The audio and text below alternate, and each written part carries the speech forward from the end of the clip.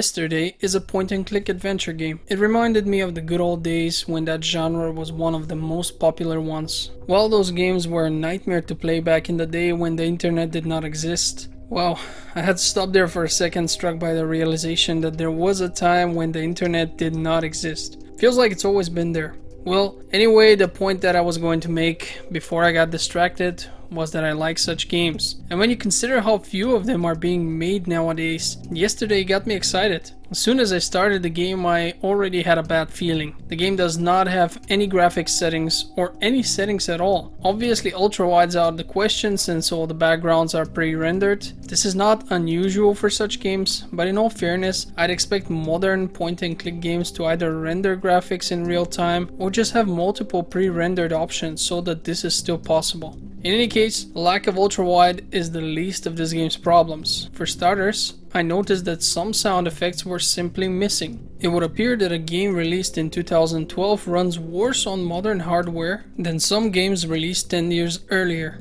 Even when I applied compatibility settings, that seemed to fix the issue, but only temporarily. After a while, it just came back out of nowhere really. So I just accepted the fact that some effects will be missing, especially during cutscenes. Unfortunately, the game was slightly buggy in other ways as well. On one occasion, an item became invisible in my inventory. On another, I interacted with a painting by looking at it. As soon as the game zoomed in, it appeared to be gone, as though I had already removed it. Clearly I hadn't done that yet, but the game thought I had, although I could then still interact with it and remove it afterwards. These are isolated issues that never happened again, and if it had been another game that I am talking about, I would probably not be as critical as I am here. But in the case of yesterday, I have to simply because the game takes 3.5 hours to actually finish. And there is so little in terms of gameplay that it's really not clear to me how anyone could have missed 2 of these bugs in the handful of interactions the game has anyway.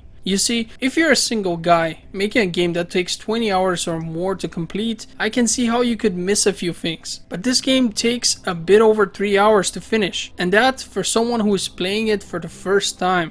So there really is no excuse here. I've also read something that bothered me. A user in the Steam forums wrote that the game was supposed to have voice narration as well. Apparently the German version of it actually still features that. I haven't confirmed this information, but if it's true, I have to say it was a bad move to skip it in the English version. Narration can really add to the game's atmosphere, especially when done well. If you pay attention, you will also notice that there are some strange font issues here from time to time. I have no idea what is causing this and assume it's just another bug. It happens all the time, but since most conversations are voiced, it didn't really bother me.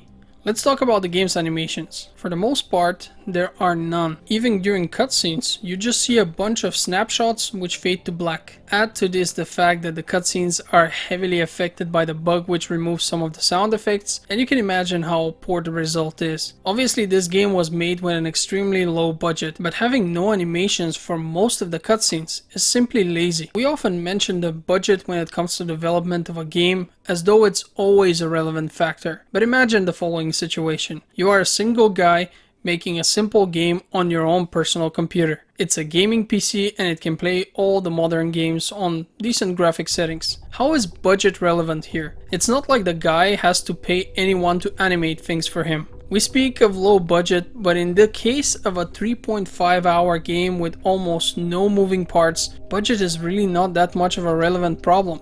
When Notch made Minecraft, he was doing it on his own at first, and pretty much most of the base game was done completely without any external help. And while I have not played Minecraft, I can confidently say that it's a much more complex game than yesterday. So the point that I'm making here is that there is no legitimate excuse for this developer's laziness. A low budget only matters when a budget is actually a factor. If you are not making a huge game and you're hiring animators and all kinds of other staff, then budget does not matter. If you don't have motion capture and all kinds of other things that cost money, it doesn't matter, because ultimately you're just using the PC you already have to make a small game. And this is the case here. Now that I've shat all over the game, let me tell you what I did like about it. First and foremost, the voice acting is actually quite good.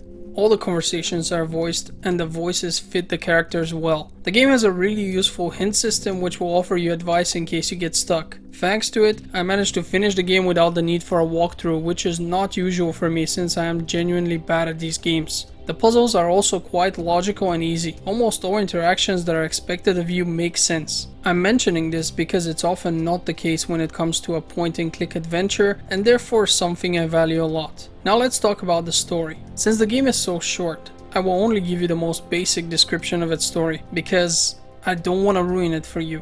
It's actually quite good. In short, our character is immortal. He can be killed, but then gets up again after a while. His body restored to the moment he first died. De facto, he is over 500 years old, but doesn't know it at first. The story revolves around his finding out who he is and how it all happened. I won't give away any more, but let it be said that the story has a serious tone and is quite interesting. This also means that there will be none of the whimsical natured things we see in usual point and click adventures, at least the ones from the past. With that being said, I found it to be quite enjoyable, but as expected also quite rushed. There are very few characters, there's no time for character development, and it all ends as soon as it started.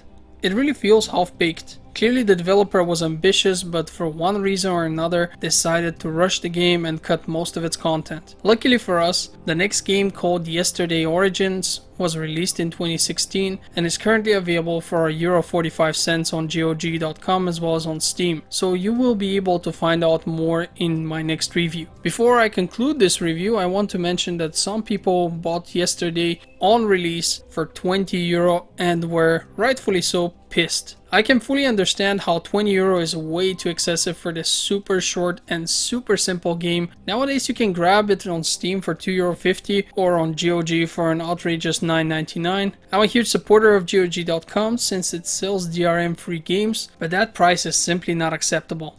They really need to fix that. So should you play this game? The answer is a reluctant yes. If you've enjoyed point and click games in the past, you should give this one a try. Just be sure to also grab the sequel since it's supposed to be much longer and better in every way. The story in the first game hooks you, but is way too short and leaves you hanging.